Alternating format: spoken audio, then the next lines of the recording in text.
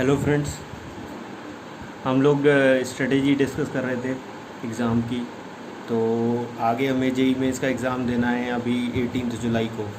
तो उसके लिए हम लोग क्या कर सकते हैं और कैसे करना है हमको, ये बहुत इम्पोर्टेंट है ना। क्योंकि आगे के जो 30 दिन है वो एक बार अगर चले गए तो फिर वो वापस नहीं आने। तो मतलब आपके पास एक ही गो थ्रू है कि एक बार में आपको सब कुछ सही करते जाना है, टाइम वापस नहीं आता बिकॉज। तो आपको सीधे सीधे चलते जाना है और आपको किस तरीके से चलना है वो मैं इस सेशन में बात करने वाला हूँ। ठीक है, तो एग्जैक्टली मैं बताऊँगा कि क्या क्या आपको करना चाहिए इस समय पे। ठीक है, और क्या चीज़ें थोड़ी सी नहीं करनी चाहिए। इस समय आप किस तरीके से फोकस करेंगे सो दैट कि आपकी परफॉर्मेंस इंप्रूव हो जाए, और मैं आपकी कैसे हेल्प कर सकता हूँ इस पे भी मैं बात करूँगा। तो फर्स्ट पार्ट की बात करते हैं कि हम लोग कैसे अच्छा परफॉर्मेंस दे सकते हैं। तो देखिए, कई बार हमें ऐसा लगता है कि हमें बहुत सारी चीज़ें नहीं आती हैं, तो लेकिन हमें उन चीज़ों में से भी ये देखना है कि कौन सी चीज़ें ज़रूरत की हैं और कौन सी चीज़ें ज़रूरत की नहीं हैं। तो अगर मान लीजिए आपके पास 100 कंसेप्ट्स हैं, तो 100 कंसेप्ट्स आप अगर नहीं जानते हैं तो ये ज़रूरी नहीं है कि 100 कंसेप्ट्स आपसे पूछे भी जाते हों। ऐसा हो सकता है कि 40% कॉन्सेप्ट जो हैं, जैसे 40 कंसेप्ट जो हैं वो पूछे ही नहीं जाते हैं, और 60 कंसेप्ट जो हैं वो पूछे जाते हों। लेकिन जब भी आप बुक्स से बात करेंगे, जैसे मान लीजिए बुक पढ़ेंगे कोई, जैसे एच.सी. वर्मा पढ़ सकते हैं आप फिज़िक्स में, या केमिस्ट्री में कोई किताब पढ़ रहे हैं, या मैथ्स में अगर आप किसी बुक को फॉलो कर रहे हैं, आर.डी. शर्मा या किसी भी बुक को फॉलो कर रहे हैं, तो उस केस में आपको ये ध्यान देना है कि हम कौन से रीजन पे फोकस करें और कौन से रीजन पे फोकस ना करें इस वक्त जेईई मेंस के लिए। तो हमें ये ध्यान देना पड़ेगा कि जो जेईई मेंस में क्वेश्चंस हैं वो पहली बात तो बहुत टिपिकल नहीं आते, ज़्यादा टिपिकल क्वेश्चंस आते नहीं हैं, इजी क्वेश्चंस आते हैं। बहुत ज़्यादा टिपिकल क्वेश्चन आ गए, लेट्स से आ गए, लेकिन अगर वो एग्ज़ाम में भी आ जाते हैं तो हर बच्चा उसे नहीं कर सकता। तो इवन अगर मान लीजिए कठिन क्वेश्चन मैं प्रैक्टिस कर रहा हूँ और उसके बावजूद भी कठिन क्वेश्चन अगर एग्ज़ाम में आ गया तो ये गारंटी है कि मैं नहीं कर पाऊँगा उससे। हर बच्चा तो नहीं कर पाएगा, ठीक है, 80% बच्चा नहीं कर सकता। तो हमें पहले तो बेसिक रन बनाने हैं। जैसे आपको पता है कि क्रिकेट मैच में क्या होता है, आपको मान लीजिए बहुत बड़ा टारगेट दे दिया 300 का, तो आप पहले धीमे धीमे चल के थोड़ा सा पहले आप 100 या 150 रन बनाते हैं। ठीक है, फिर विकेट नहीं गिरने देते, आपके पास बेस्ट यूटिलाइजेशन होता है। फिर उसके बाद आप धीमे धीमे करके फिर और रन बनाते जाते हैं। ठीक है, धीमे धीमे और रन बनाते हैं, 200 तक पहुंचते हैं, और फिर उसके बाद आप थोड़ा जैसी ज़रूरत होती है उस हिसाब से तेज़ चलते हैं। तो यही स्ट्रेटेजी हमें यहाँ पे भी फॉलो करनी है। तो हमें यहाँ पे क्या करना है कि हमें पहले देखना है कि हम किस में अच्छे हैं। फ़िज़िक्स में अच्छे हैं, केमिस्ट्री में अच्छे हैं, मैथ में अच्छे हैं। ठीक है, फिर उसके बाद फ़िज़िक्स में हमारे पास कितने कंसेप्ट हैं, ठीक है, वो सारे कंसेप्ट हमारे नोट्स में मिल जाएंगे, हमारी शॉर्ट नोट्स में मिल सकते हैं, हमारी एनसीईआरटी में मिल सकते हैं, हमारी बुक्स में मिल सकते हैं। तो आप उन सभी चीज़ों को 1 या 2 पेपर में समराइज़ कीजिए जो एग्ज़ाम में रेलिवेंट हैं। आपने इतने सारे क्वेश्चन किए हैं, आपको थोड़ा आइडिया लग ही जाएगा कि ये इम्पोर्टेंट भी है और ये मुझे याद नहीं रहता है। तो उनको आप एक बार शॉर्ट नोट्स के फॉर्मेट में, फिज़िक्स में, केमिस्ट्री में, मैथ में, केमिस्ट्री में कई बार रिएक्शंस होती है तो वो रिएक्शन याद नहीं रहती हैं, तो वो रिएक्शन का क्या कर सकते हैं आप, रिएक्शन अपने जो इम्पोर्टेंट रिएक्शंस हैं, जो एनसीईआरटी की रिएक्शंस हैं, वो आप एक जगह नोट कर सकते हैं, या कुछ इंपॉर्टेंट चीज़ें हैं वो आप नोट कर सकते हैं। मैथ्स में अगर मैं बात करूँ तो मैथ्स में फॉर्मूलेज हैं। जैसे अगर मैं बात करूँ कि इंटीग्रल जब आप सॉल्व करते हैं तो इंटीग्रल में भी डिफरेंट फॉर्म्स होते हैं, तो डिफरेंट फॉर्म्स को आपको लिखना होगा कि उसको कैसे कैसे ऑपरेट करना है। तो वो सारी चीज़ें जो हैं वो आपके पास पहले तो वो शॉर्ट नोट्स के फॉर्मेट में होनी चाहिए तीनों सब्जेक्ट में। ये काम आपको 2 या 3 दिन के अंदर निपटाना पड़ेगा। ठीक है, मान लेते हैं आज से आपने स्टार्टिंग की, तो आप लेट से मंडे तक आप ये निपटा लीजिए। अच्छा, फिर उसके बाद क्या करना है, फिर उसके बाद हम लोग टेस्ट दे सकते हैं। टेस्ट कहाँ से दें और कैसे दें, क्या करेंगे उस टेस्ट का। देखिए, हमें ये पता है कि हमारे पास माईपेट एक साइट है, उस पर कई सारे टेस्ट अवेलेबल रहते हैं। तो आजकल जो टेस्ट हैं वो फिटजी के भी तरफ से हैं, आप गूगल पे जाएंगे, ऑनलाइन देखेंगे तो एलन की भी टेस्ट सीरीज़ हो सकती है। कहीं की भी जो टेस्ट सीरीज़ है, किसी एक टेस्ट सीरीज़ को पकड़ लीजिए और उस मतलब अच्छे इंस्टीट्यूट की कोई टेस्ट सीरीज़ पकड़ लीजिए। उस टेस्ट सीरीज़ में जो फ्री टेस्ट सीरीज़ हो उसमें आप देख लीजिए कि टोटल टेस्ट कितने हैं। लेट्स से हमारे पास कंसेप्ट टेस्ट है, तो लेट्स से आपके पास 30 टेस्ट है या 50 टेस्ट है। फिर उसके बाद आपके पास फुल लेंथ टेस्ट कितने हैं। तो हमको क्या करना है, 30 या 50 फुल लेंथ मतलब जो भी टेस्ट हैं हमारे, उनको डेली के हिसाब से डिवाइड कर देना है। हमें मान लीजिए 11 मई से हम बात कर रहे हैं, तो 11 मई से लेकर हमें 15 जून या 20 जून तक हम कर सकते हैं। तो हम 20 जून तक हर एक, जैसे मान लीजिए मेरे पास लेट्स से 30 टेस्ट हैं, तो 30 टेस्ट मुझे अगर देखा जाए तो 40 डेज़ में देने। तो अगर मैं 40 डेज़ में देना चाहता हूँ तो एक दिन में मुझे कितने टेस्ट देने पड़ेंगे, एक या 1.5 दिन में कितने टेस्ट देने पड़ेंगे। ये हर सब्जेक्ट का निकाल के, चाहे फिज़िक्स हो, मैथ हो, केमिस्ट्री हो, ये आप निकाल के उसका जो शेड्यूल है वो डेली वाइज जो आपने शेड्यूल बनाया है उसको आप पूरा प्रॉपरली बना के विद टाइमिंग्स विद डेट अपनी स्टडी टेबल के सामने चिपका लीजिए। उसके हिसाब से आपको तैयारी करते जाना है। आपको अपने शॉर्ट नोट्स रिवाइज़ करने हैं, चीज़ें रिवाइज़ करनी है, टाइमिंग के हिसाब से अपने आप को टेस्ट देना है। हमें वो टेस्ट इसलिए देना है क्योंकि we want to be leaders, not the employees, है ना। हमें लीडर बनना है भाई, बड़ी बड़ी जगह पे जाके हमें लीडर बनना है, तो लीडर को खुद डिसीज़न लेने होते हैं, लीडर को कोई बताने वाला नहीं होता है। तो आप जब तक अपने आप को डिसिप्लिन नहीं रख पा रहे या चीज़ें अपनी तरीके से इस तरीके से नहीं चला पा रहे कि वो आपके लिए बेनिफिशियल हो, तब तक आप किसी दूसरे को कैसे ऑर्डर दे सकते हैं या आप कैसे काम कर सकते हैं। तो इसलिए इम्पॉर्टेंट ये है कि आप अपना काम ऑनेस्टी से करिए। जो भी आपके पास क्वेश्चन पेपर्स हैं या टेस्ट हैं उनको बहुत सीरियसली और ढंग से अटेम्प्ट करिए।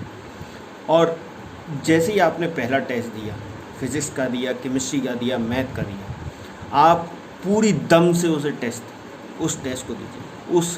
उसे जब आप पूरी दम से टेस्ट देंगे तो उसके बाद आपको कई सारी आपको गलतियां पता चलेंगी कि हम लोग कौन सी गलतियां कर रहे हैं, कौन सी चीज़ें हमारी बार बार मिस्टेक्स आ रही हैं या कौन से एरियाज़ हैं जो वीक हैं।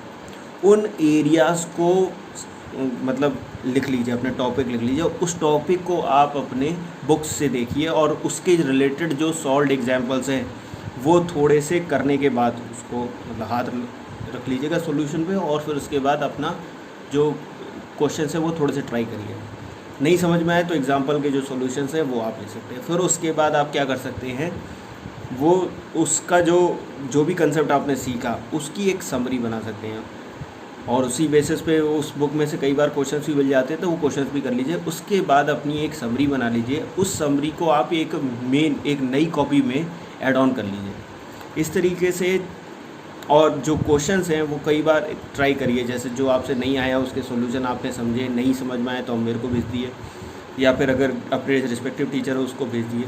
भेजने के बाद क्या करेंगे, फिर वो जो सॉल्यूशंस हैं वो आप देख लीजिए। सॉल्यूशन देखने के बाद एक बार उसको बंद करके दोबारा से अपने आप ट्राई करिए, रफ में ट्राई करिए। फिर उसके बाद मेन बुक में आप अपनी कॉपी में लिख लीजिए। ऐसे करते करते आप कंसेप्ट सीखते जाएंगे। जैसे जैसे कंसेप्ट सीखेंगे, तो पहला टेस्ट दिया, दम से दिया, गलती हुई कोई बात नहीं, सीखा। फिर दूसरा टेस्ट दिया, फिर गलती हुई कोई बात नहीं, सीखा। लेकिन जो आपसे मिस्टेक्स हो रही है, सिली मिस्टेक हो रही है, कोई यूनिट की गलती हो रही है, चीज़ें गलती हो रही है या आपने देखा नहीं, तो उन चीज़ों पर आप काम करिए। जैसे मान लीजिए कंसंट्रेशन की बात होती है तो कंसंट्रेशन आपका डाइवर्ट नहीं होना चाहिए, तो आप थोड़ा सा मतलब योगा कर सकते हैं या थोड़ा सा कंसंट्रेशन के लिए ओम भी करते हैं। कई बार हम लोग स्कूल में थे तो ओम करवाते थे, तो वो आप कर सकते हैं। तो थोड़ा सा जो कंसंट्रेशन है वो अच्छा बन जाता है।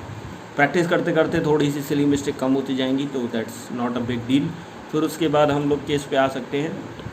इस तरीके से टेस्ट देते जाएंगे। तो जैसे जैसे हमारे टेस्ट कंप्लीट होते जाएंगे वैसे वैसे हमें पता चलता जाएगा कि हमारे ये टॉपिक क्लियर हो चुके हैं और हम ये कर चुके हैं। तो ये आपको कब तक करना है, जब तक कि आपका 20 जून या 18 जून नहीं आ जाए।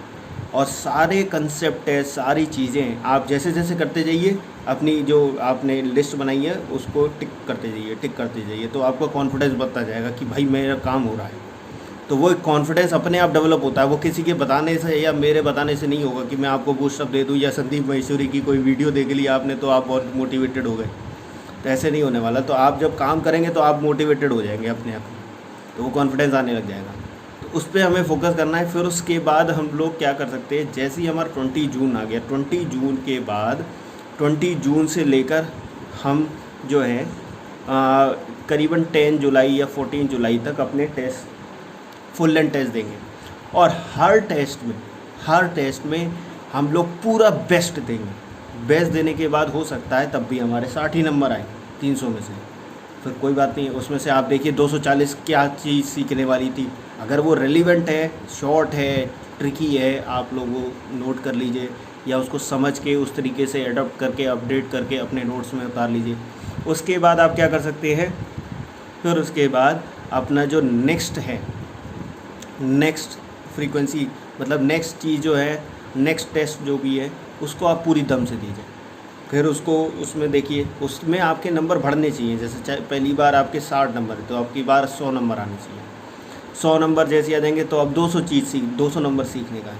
तो अब अगर 200 नंबर सीखने का तो 200 नंबर में सीखिए, बहुत सारी चीज़ें सीखने को मिलेंगी, अच्छी अच्छी चीज़ें सीखने को मिलेंगी, ट्रिकी मज़े से सीखिए। फिर उसके बाद आगे बढ़िए। फिर उसके बाद हो सकता है आपके 100 के बाद 120 पे ही आए, कोई बात नहीं है, बहुत अच्छा है, तब भी इम्प्रूव करना चाहिए और इम्प्रूव करिए। करीबन अगर आपके पास 10 टेस्ट हैं तो हाफ ऑफ द टेस्ट जो है वो इसी तरीके से इंक्लाइंड होने चाहिए कि उनमें बहुत नंबर इम्प्रूव हों।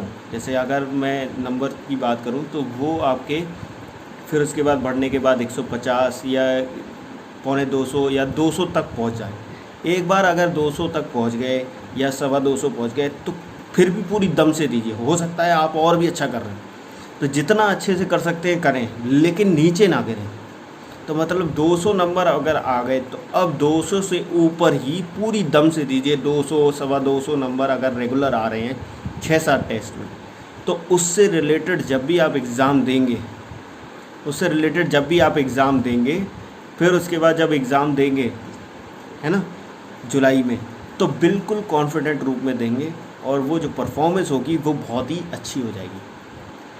ठीक है, तो ये पार्ट इस बारे में हो गया कि किस तरीके से हमें इंस्टीट्यूशनलाइज करना है या चीज़ों को किस तरीके से आगे लेके जाना है, सो दैट कि हमारी परफॉर्मेंस जो है वो इम्प्रूव हो सके। तो हम लोगों को पहली बात क्या करनी है, पहले हम लोगों को शॉर्ट नोट्स बनाने हैं। शॉर्ट नोट्स बना के फिर हमारे को कंसेप्ट टेस्ट टोटल देखने के बाद डिवाइड करना है पर दिन के हिसाब से और उन टेस्ट को देते जाना है।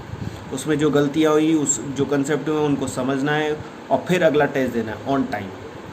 एक भी टेस्ट आप इधर उधर मत करिएगा 100%। अगर फिर भी होता है तो फिर मेरे से डिस्कस करिएगा, अपनी बुद्धि मत लगाइएगा, आप बता दीजिएगा, मेरा नंबर वगैरह है, आप नीचे देख सकते हैं डिस्क्रिप्शन में, तो वहाँ पे आप डिस्कस कर लीजिएगा। ठीक है, लेकिन अपने हिसाब से मत चलिएगा प्लीज़। एक बार अगर टाइम आगे चला गया तो फिर आप पीछे रह जाएंगे बहुत ज़्यादा।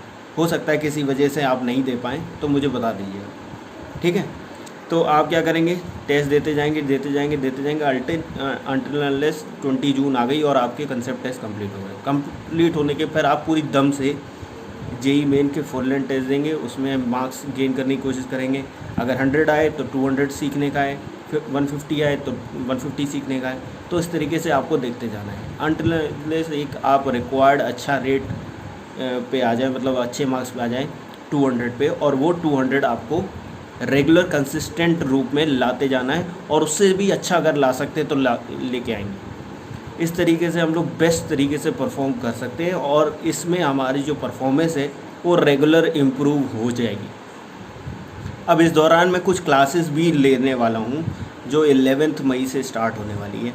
तो वो जो क्लासेस हैं वो किस बारे में होंगी, किस तरीके से चलेंगी, या हम लोग किस तरीके से हैंड होल्डिंग, मेरी मतलब कोशिश ये है कि मैं आपका जो हाथ है वो पकड़ के चलूँ, सो दैट कि आप गलती करो तो मैं कम से कम आपके साथ रहूँ। तो टीचर का काम यही है कि वो आपके साथ रहे, तो सो दैट कि आप लोग अच्छा करते रहें।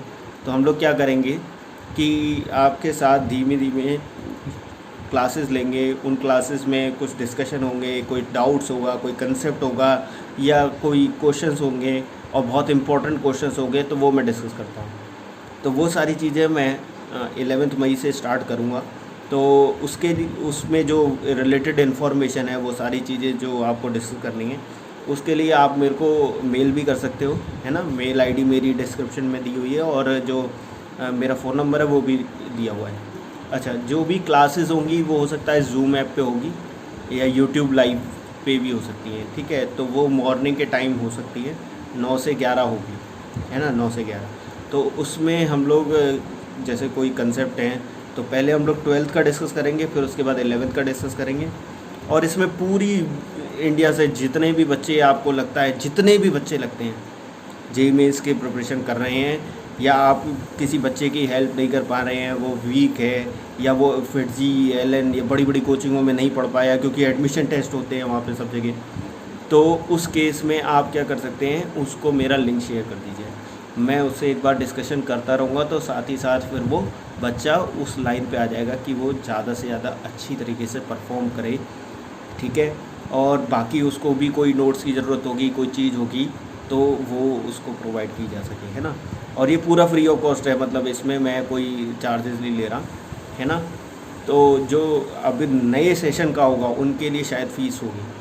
तो अभी जो लॉकडाउन है उस दौरान मेरा यही थोड़ा सोचना है कि अभी पहले हमें काम करना है सभी स्टूडेंट्स के लिए, पूरे ऑल ओवर इंडिया से ऑनलाइन सेशन सभी लोग अटेंड कर सकते हैं।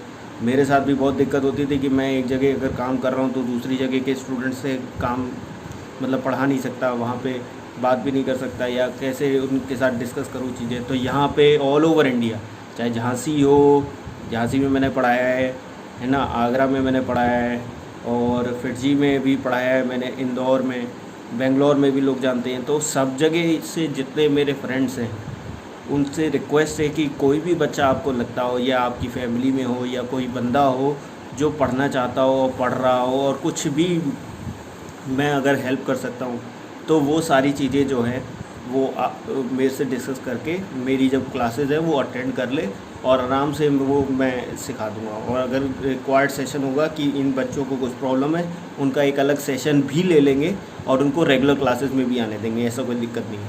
तो रेगुलर क्लासेस भी चलती रहेंगी, और वो जो ऑफलाइन सेशन एक और जो सेशन होगा उसमें उनकी हेल्प करते रहेंगे।